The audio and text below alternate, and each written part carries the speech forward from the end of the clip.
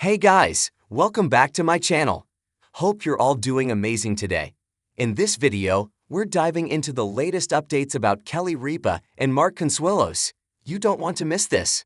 So make sure to stay tuned till the end, and don't forget to hit that subscribe button. Nobody truly understands how fragile life can feel until the world stops spinning for someone they love. For Kelly Ripa, that moment came on an otherwise ordinary Wednesday afternoon. One that started with laughter, morning makeup lights, and the familiar buzz of the Live with Kelly and Mark studio. Cameras flashed, audience members clapped, and Kelly smiled through the bright energy that she was known for.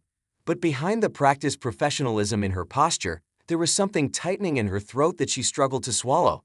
Mark Consuelos wasn't on set. To the audience, the absence seemed harmless. Delays happen, schedules conflict, celebrities are pulled in a dozen directions at once. Kelly herself tried to mask the worry as she opened the show solo, glancing into the camera with her trademark charm. But she knew. He hadn't missed a show in months. Only the night before, Mark had assured her he was fine, just tired, just pushing himself a little too hard, a little too long. He waved her off with that lopsided smile she had fallen for when they were both still young and dreaming. But that morning, instead of stepping into the studio beside her, he was in a medical facility undergoing tests neither of them had been prepared for. A crack appears in the perfect life. The news hadn't come with drama or sirens. No fainting spell, no collapse. Instead, it had been subtle.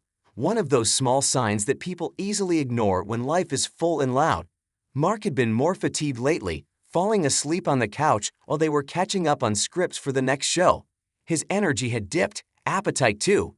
And then, one night, he confessed quietly, "Something just feels off."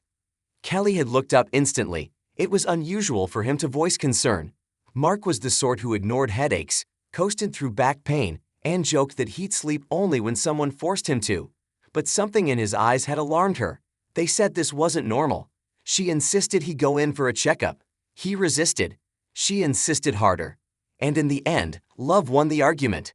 Now, as the studio applause faded and the commercial music rolled, Kelly sat in her dressing room alone, the makeup still immaculate, but her hands trembling in her lap.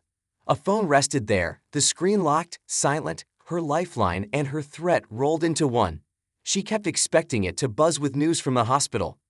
Every minute it didn't felt like a minute stolen from the one thing she couldn't imagine losing. Memories flood, and without intending to, Kelly found her mind drifting to a moment from their early marriage. They were in a small New York apartment, too small, with furniture they could barely afford. Mark had been working late nights, trying to land roles, and she was filming long days. They barely saw each other except when she woke up to find him asleep beside her. One night, she had broken down. "Is this how it's always going to be?" she had whispered, overwhelmed by stress and exhaustion. He had pulled her close and said, "No. Someday it won't feel like we're surviving, we'll be living." And they had. They had built a home, raised children, built careers, survived the chaotic industry that chews people up and spits them out. They were the rare Hollywood miracle, a love story that lasted. Now, decades later, she sat alone wishing desperately that he would walk through the door with that same promise again. On air without him. Returning to the stage for the next segment, she smiled as the cameras flickered back on, but a keen viewer might have noticed the faint shine in her eyes. Kelly had long learned how to perform through anything, sickness, exhaustion, grief, but the pain of not knowing gnawed louder than the applause in front of her. She cracked jokes, bantered with the guest host filling in last minute, and prided herself on not letting her voice shake. During a cooking demonstration, she stirred a bowl while silently repeating in her head, "Please let him be fine. Please let him be fine. Please let him be fine." The show ended without incident, and as soon as the credits finished rolling, she rushed backstage. Her phone buzzed, finally. A hospital number. She answered before the first ring completed. The turn. The doctor's voice was calm, professional, caring. The kind of practiced voice that was trained to deliver hard truths while offering a hand to hold on to. The news wasn't catastrophic, but it wasn't simple either. They had found something that needed immediate treatment. Something that could explain the fatigue, the weakness, the slowing down. It wasn't something that could be ignored anymore. "Is it serious?" Kelly had asked, gripping the edge of the makeup table. "Yes," the doctor replied gently, But it is treatable. What matters now is that we act quickly." In that moment, relief and fear collided all at once. Mark was not lost, not slipping away, but the fight ahead was real.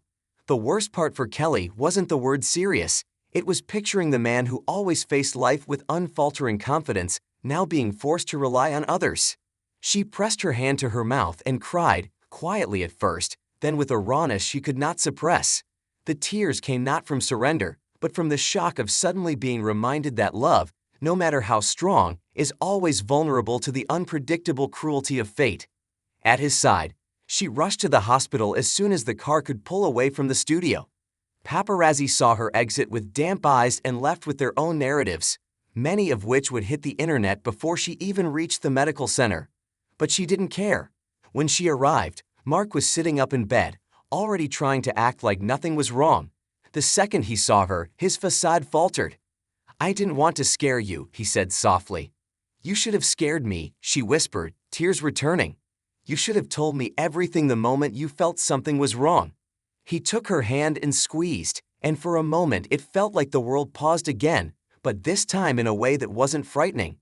He explained what the doctors found, the treatment options, the schedule ahead. It would be a difficult process, but one they could face while standing, not broken, not defeated. In his voice was the same certainty he had used all those years ago in that tiny apartment.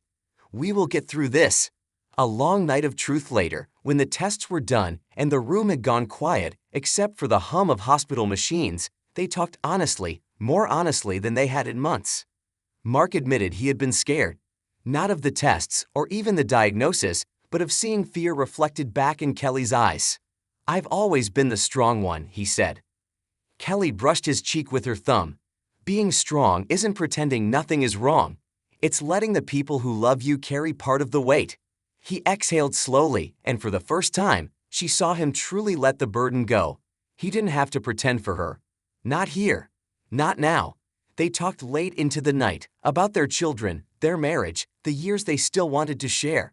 It wasn't a conversation of panic. It was one of commitment, of partnership, of the unshakable bond that only survives because two people have chosen each other again and again.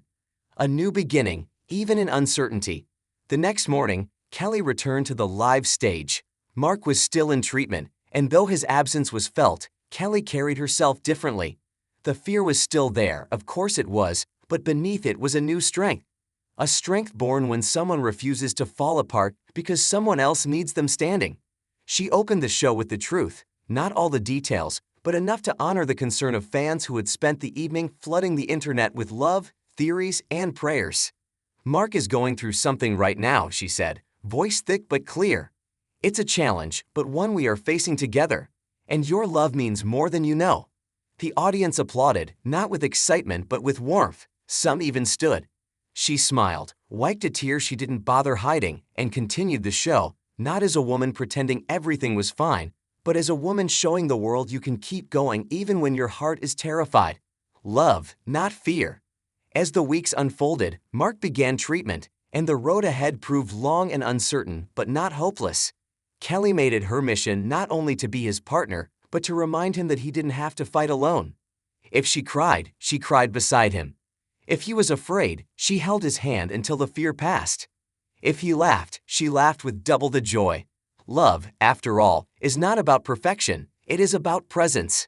And as Mark's health battle continued, Kelly learned something she had known in theory, but now understood in her bones. Strength is not the absence of tears. Strength is continuing forward with wet lashes, shaking hands, and a heart still choosing hope.